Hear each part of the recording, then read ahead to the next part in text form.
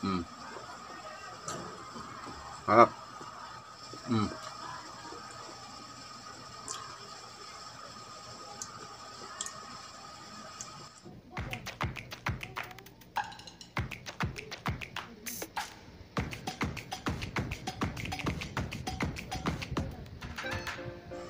So what's up mga kagusla? Ayan mga kagusla, kakain na naman tayo mga kagusla. Ayan ang ating panghimagas, nilagang okra, may itlog, din ang ating sudan pritong isda. So mga kagusla, ngaon tayo yung kain na tayo mga kagusla.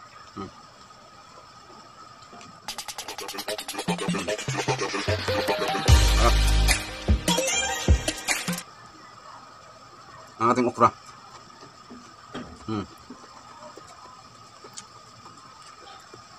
Mga kagusla, kahit ganito yung ulam natin sa araw-araw, siyempre magpapasalamatan pa rin natin sa Panginoon na meron tayong ulam, kahit ganito na yung mga ulam natin. Pabalik-balik o paulit-ulit yung ating ulam, no?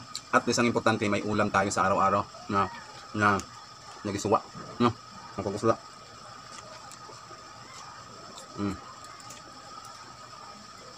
Masarap din naman tong ulam natin mga kagusla.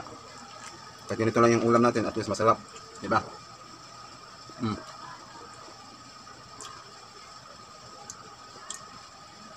Sarap.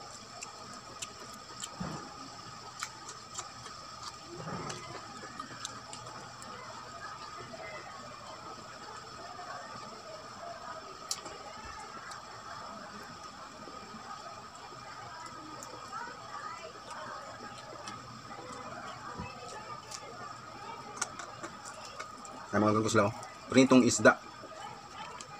Actually, hindi naman nakakasawa ang isda, di ba, sa araw-araw?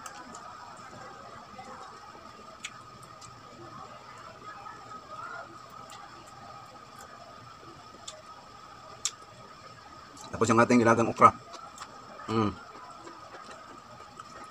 Sarap.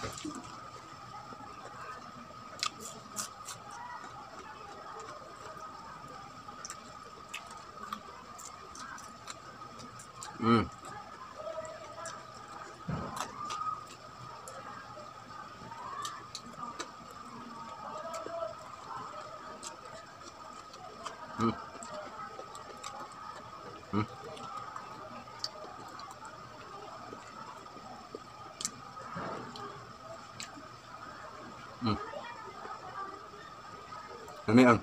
Masarap. Mga kagusla.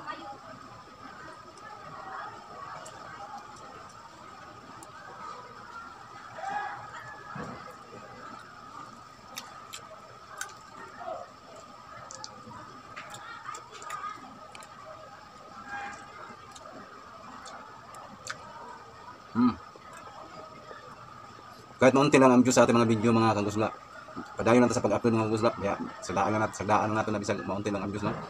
Ang importante, padayon sa pag-upload. Nga, makipag-proper engagement na. Muna yung importante. Sagdaan lang natin na bisag ginagmay lang atong views, okay lang yan. Kasi sa kalugayan, si algorithm na bahala sa tuwa na i-distribute ang atong mga video sa wider audience. Padayon lang ta sa mga small content creator. Kaya na tayo lahat.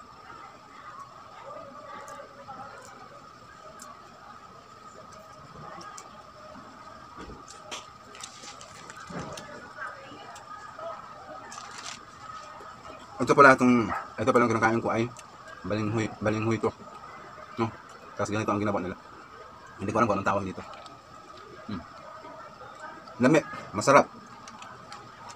Busugan na ako mga kagusla, busog na ako.